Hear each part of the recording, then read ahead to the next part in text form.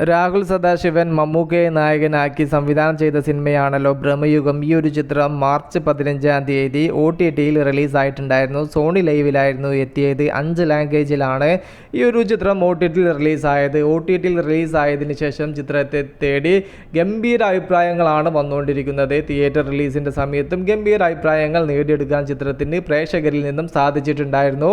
World wide 60 കോടിയോളം ചിത്രം theatre കളക്ഷനിലൂടെ നേടാനും ഒരു ബ്ലാക്ക് ആൻഡ് വൈറ്റ് സിനിമയ്ക്ക് സാധിച്ചു. ചിത്രത്തിൽ മമ്മൂക്ക അഭിനയിച്ച സീനിന്റെ ഫോട്ടോസ് എല്ലാം എടുത്തിട്ടാണ് സോഷ്യൽ മീഡിയയിൽ മികച്ച രീതിയിലുള്ള പ്രശംസകൾ പരന്നുകൊണ്ടിരിക്കുന്നത്. ഏതൊരു താരം അഭിനയിച്ചാലും കോമഡി പീസ് ആവാൻ സാധ്യതയുള്ള കഥാപാത്രത്തെയാണ് മമ്മൂക്ക മികച്ച രീതിയിൽ അഭിനയിച്ച് വിസ്മയിപ്പിച്ചിരിക്കുന്നു എന്നാണ് പലരും മമ്മൂക്കയുടെ ക്യാരക്ടറിനെ കുറിച്ചും ബ്രഹ്മയുഗം എന്ന ചിത്രത്തെക്കുറിച്ചും അഭിപ്രായപ്പെടുന്നത്.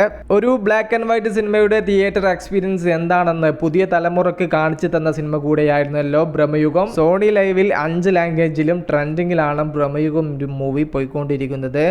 OTTയിൽ റിലീസായ ആദ്യ മണിക്കൂറുകളിൽ ചിത്രത്തിന്റെ ഓഡിയോ ക്വാളിറ്റി വളരെ മോശം ഒരു എക്സ്പീരിയൻസ് ആണ് പ്രേക്ഷകന് നൽകുന്നത് എന്ന തരത്തിലുള്ള വിമർശനം ഉണ്ടായിരുന്നു. അത് മനസ്സിലാക്കിക്കൊണ്ട് സോണി ലൈവ് അത് പരിഹരിച്ചു എന്ന് തന്നെയാണ് നാം മനസ്സിലാക്കുന്നത്. നിങ്ങൾക്ക് അത്തരത്തിലുള്ള എന്തെങ്കിലും അനുഭവപ്പെട്ടോ വിഷയത്തിൽ നിങ്ങളുടെ അഭിപ്രായം ജസ്റ്റ് കമന്റ്.